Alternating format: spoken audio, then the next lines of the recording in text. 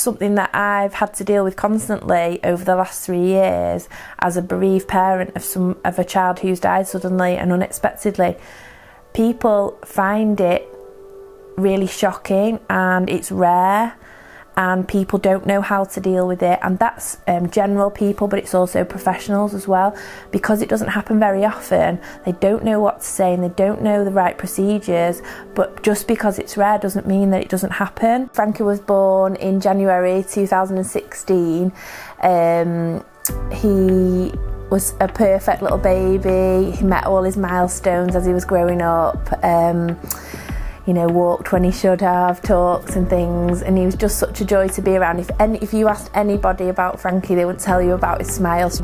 Such a smiley boy. His favourite place ever was at home, playing with all his toys. He liked the creative things, painting and Play-Doh and things, and he loved animals so much, and his favourite was a giraffe. It happened overnight on a Saturday into a Sunday. He went to sleep, and we checked on him. We always checked on him anyway, but we checked on him more because we were a bit, is he coming down with something?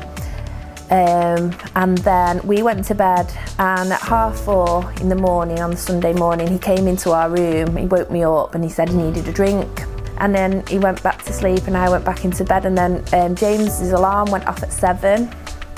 And we were a bit like, why is he not awake before us, really unlike him?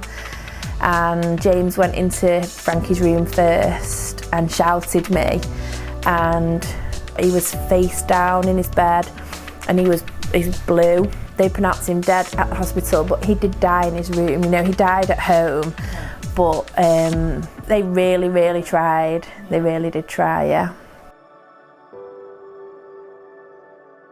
So we never met our GP before Frankie died, because we just changed practices about 3 weeks before he died. So me and Frankie had never been to the new GP's practice, but I can't fault them. At all, because the day after Frankie died, our GP turned up at the house.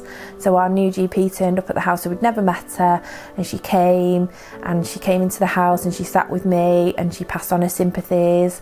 And basically, if there was anything we needed, just ring. That if I needed to go in to see her, nothing was too much trouble, basically. And obviously it was a difficult situation to meet someone for the first time, but it just stood us in really good stead for the subsequent visits that I needed. I felt like I already had a relationship with her, even though that was the first time we were meeting.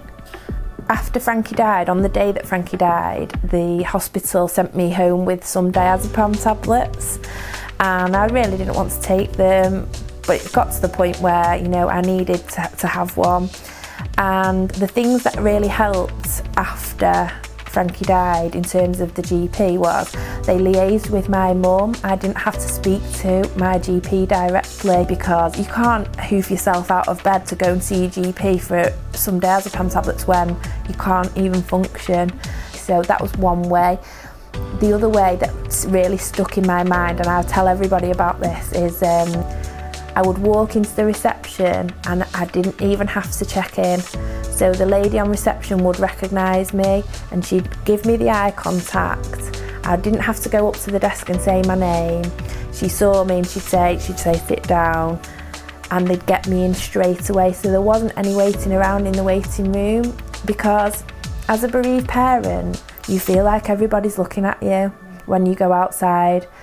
And especially when you live in a small local area, everybody knows what's happened, and especially if you've got to go up to that desk and say your name and everybody hears your name, they're going to be like, oh, that's her, that she lost her son.